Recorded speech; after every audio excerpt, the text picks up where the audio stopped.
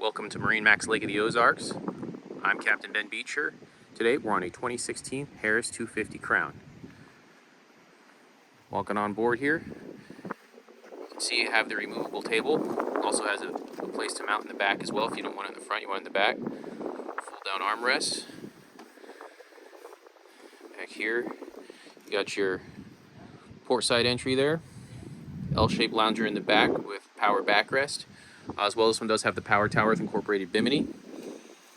Alright, here's your helm station here. This is powered by a 300 horsepower Mercury with 244 hours.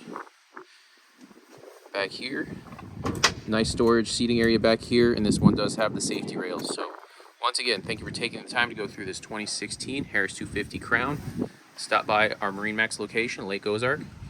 Mark a call to schedule an appointment to see for yourself. Thanks, have a great day.